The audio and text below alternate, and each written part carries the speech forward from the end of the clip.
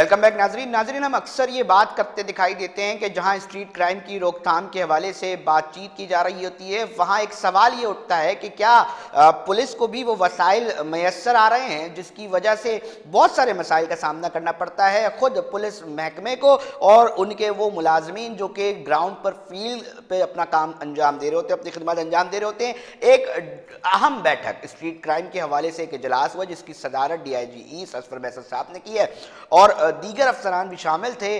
अहम बात यह है कि इसके अंदर कुछ बड़े फैसले लिए गए हैं सिंध हुकूमत की जानिब से।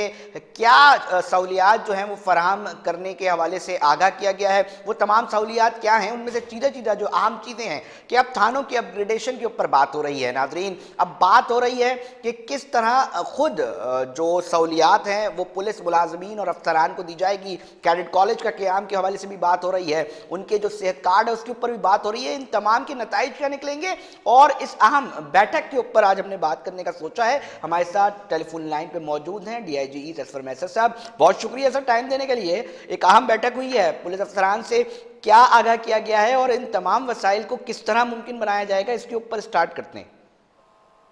जी बिल्कुल, पुलिस के लिए अभी हाल ही में सदर पाकिस्तान जब तशरीफ लाए हैं यहाँ कराची में, तो उन्होंने मीटिंग की है जिसमें IG साहब ने पुलिस की वेलफेयर के लिए और पुलिस की इफेक्टिवनेस के लिए एक जामे प्रेजेंटेशन दी है, जिसमें सीधा ये है कि जो पुलिस के मुतालबात थे बड़े अरसे से कि पुलिस के बच्चों के लिए कैडेट कॉलेज होना चाहिए, तो उनकी मंजूरियाँ हुई हैं कराची में, हैदराबाद में, नवाबशाह में। इसी तरह जो पुलिस के हाउसिंग के मसाइल थे तो वो नए घर और जो बने हुए घर हैं उनके मेंटेनेंस के लिए भी जो है वो अप्रूवल्स मिले हैं। और इसके साथ साथ जो है वो पुलिस का एक बड़ा देरीना मुतालबा रहा है हमेशा जो इंश्योरेंस है हमारी मेडिकल की, तो उस पर भी जो है वो अप्रूवल हुई हैं और अब पुलिस जो अफसरान है और उनकी फैमिलीज जो हैं वो टॉप लाइन हॉस्पिटल्स में जो है वो इलाज मुआवजा जो है वो करवा सकेंगे। इसके साथ साथ थानों की अपग्रेडेशन और थाना कल्चर में जो तब्दीली है, जो फैसिलिटेशन है पब्लिक की, उसके ऊपर फोकस किया जा रहा है कि ज़्यादा से ज़्यादा जो है वो पब्लिक को थाने के अंदर जो है वो फ्रेंडली माहौल मिले और सर्विस ओरिएंटेड जो है वो पुलिस स्टेशन हों, ताकि आवाम को जो है वो ज़्यादा से ज़्यादा जो है वो वहाँ पे फैसिलिटेट किया जा सके। तो इस सिलसिले में एक पॉलिसी गाइडलाइन और एक विजन दिया है गवर्नमेंट ऑफ सिंध ने और खुसूसन जो है वो प्रेसिडेंट साहब ने, जिसके जो है रोशनी में सिंध पुलिस जो है वो अपने अपने इलाकों में, जैसे मैंने आज इजलास किया और उनको वो तमाम चीज़ें बताई गई और साथ ही एक्सपेक्टेशन जो पुलिस से है कि पुलिस को जब ये सारी चीज़ें मिलेंगी तो फिर पुलिस की अकाउंटेबिलिटी और पुलिस की परफॉर्मेंस जो है में उसके बेहतरी ऊपर आएगी। भी असफर साहब, कड़ी क्योंकि ना नजर रखी मैं जाएगी। इसलिए ये बात करना चाह रहा हूँ क्योंकि साबिक एडिशनल IG खादिम हुसैन रिंद साहब ने मीडिया के प्रेस कॉन्फ्रेंस के दौरान मुतअद्दिद बार ये बात की है कि जी नफरी की कमी है और नफरी की कमी जी भी उसका भी एक बड़ा मेजर मामला है कि जी कैसे देखें इतना बड़ा इलाका, तो उस कमी को भी पूरा करने के लिए किस तरह किया जा रहा है। और साथ साथ सर मुझे ये भी बता दीजिए कि इफेक्टिवनेस टेक्नोलॉजी का इस्तेमाल से कितना किसी भी केस को काबू उसको करने के अंदर, उसके मुल्जिमान को पकड़ने के अंदर कितनी फैसिलिटेशन जी, मिलती है, दोनों उसके ऊपर भी चीज़ों पे बात करें। बातचीत हुई है।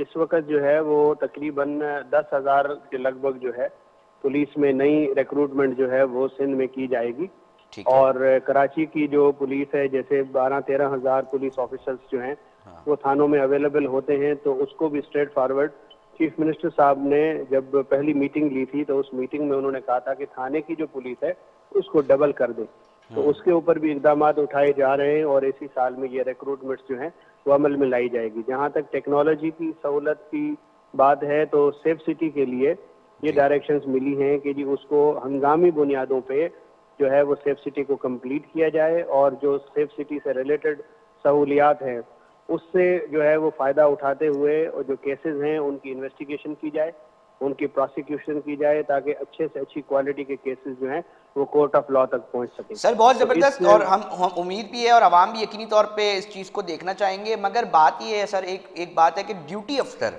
और वो जो फर्स्ट डेस्क होती है जिससे हर एक आम आदमी का वास्ता पड़ता है, अक्सर व बेशतर शिकायत आती है कि जी रवैया सिर्फ बेहतर नहीं है। अगर सिर्फ रवैया उस ड्यूटी अफसर और जो मुताल्लिका अफसरान डेस्क पे मौजूद होते हैं बराह रास्त SHO से भी पहले, सर उसके ऊपर क्या काम हो रहा है, उसके ऊपर भी हम जानना चाहेंगे क्योंकि बड़ा उससे एक परसेप्शन क्रिएट होता है।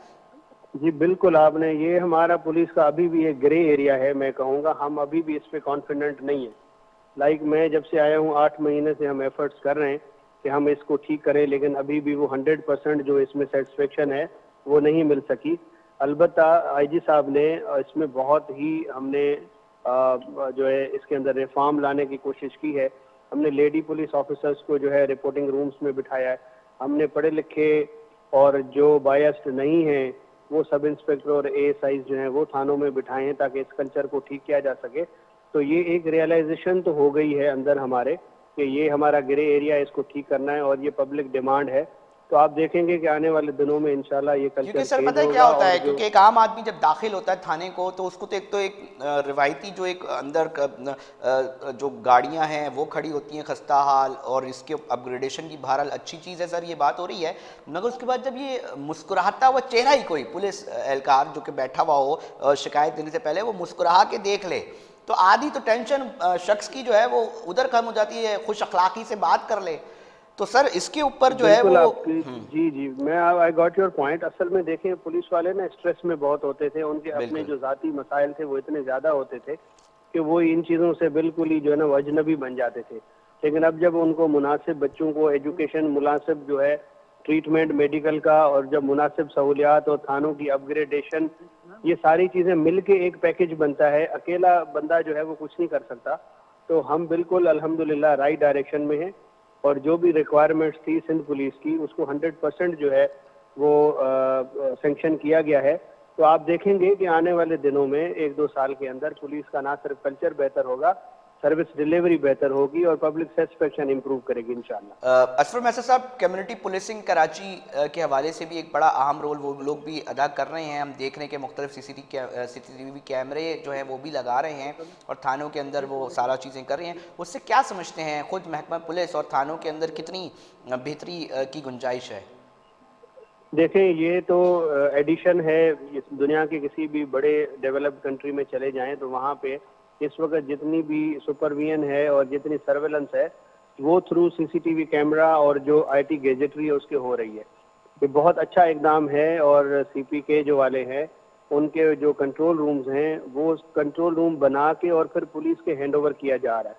तो वो एक किस्म का कंट्रोल रूम थाने लेवल पे आप समझ लें कि बनाया जा रहा है, जहाँ सिर्फ सर्वेलेंस में और वहाँ के इलाके को वॉच करने में जो है वो बड़ी मदद मिल रही है। ये कराची हमेशा लीड लेता है इस तरह के प्रोजेक्ट्स में। सीपीएलसी का बनाना हो या इस तरह के जो कैमरों की तनसीब हो, ये तमाम चीज़ें जो है कराची ने हमेशा लीड ली है और इसका पब्लिक को बेनिफिट ही हुआ है। बेहतर कोऑर्डिनेशन, बेहतर कम्युनिटी पुलिसिंग और बेहतर कम्युनिटी सर्विसेज का जो एक अच्छा जो मिसाल है या एक अच्छी इक्वेशन है वो आज भी कराची में पाई जाती है और ये बड़ी बेनिफिशियल है आम पब्लिक के लिए। अच्छा, आखिरी सवाल की तरफ मैं जाऊंगा सर। देखें, तफ्तीश का मामला बड़ा अक्सर उसके ऊपर डिबेट का हिस्सा रहा है, प्रोसिक्यूशन नहीं होती, स्ट्रीट क्राइम, खुद अफसरान ये कहते दिखाई देते हैं कि जी मुल्जिमान जाते हैं और अदालतों से ज़मानतें ले जाते हैं। सर कहाँ कमी आती है इन्वेस्टिगेशन के अंदर, कहाँ प्रोसिक्यूशन में गलती आती है कि इतने रिपीटेड ऑफेंड मतलब क्राइम से मुलव्वस अफराद जो हैं वो मुख्तलिफ FIRs में होते हैं और वो फिर बाहर आ जाते हैं? देखें जो इन्वेस्टिगेशन है और कन्विक्शन है इसको हमें समझना पड़ेगा कि ये सिर्फ एक पुलिस के बस की बात नहीं है। ठीक है। इसके अंदर एक क्रिमिनल जस्टिस सिस्टम इन्वॉल्व है जिसके जो है वो 4 जो है आप समझ लें कि उसके फरीकैन हैं। जी। अब एक हाथ की ताली नहीं बजेगी, हम जितनी मर्जी कोशिश कर लें। अलबत्ता हम अपनी इन्वेस्टिगेशन में जिद्दत ला रहे हैं। हमने अभी आपने देखा कि आईजी साहब ने एक स्पेशल यूनिट बनाया है जो सिर्फ रॉबरी मर्डर को और डिपार्टी मर्डर के केसेस को जो है वो इन्वेस्टिगेट कर रहा है। उनको अभी ऑफिसर्स दिए गए हैं, उनको कंप्यूटर्स दिए गए हैं, उनको गाड़ियां दी गई हैं, उनको इन्वेस्टिगेशन की कॉस्ट दी गई है। अभी आगे फिर एक स्टेज है जिसमें प्रोसिक्यूशन आती है, फिर जुडिशरी है, फिर इसके अंदर प्रोबेशन है।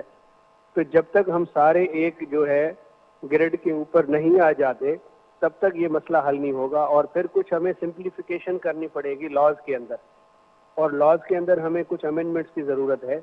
ये एक अभी इसके ऊपर एक जामे सा काम चल रहा है। जब सर ये बताना चारों पसंद हम करेंगे वो कौन सा लॉ है, किसके ऊपर काम करने की जरूरत है? थोड़ा सा एजुकेट भी हो जाए ना, अवेयरनेस भी चले जाए। अली अली एक नहीं है, उसमें बहुत सारी चीजें हैं। जैसे जो ड्रग्स के लॉज हैं उसके अंदर जरूरत है उसको रीवैम्प करने की और जो है वो विजिट करने की। इसी तरह जो डिकॉयटी रॉबरी के अंदर जो शनाख्त परेड है, उसके आइडेंटिफिकेशन परेड के कुछ अपने प्रोटोकॉल्स हैं। फिर जो कस्टडी ऑफ एविडेंस है, जो एविडेंस का जो चेन है, उसके इश्यूज हैं। डीएनए और जो खासतौर पे हमारा इलेक्ट्रॉनिक जो एविडेंस है, वो कानून शहादत एविडेंस एक्ट के तहत जो है उसकी जो एडमिसिबिलिटी है वो है।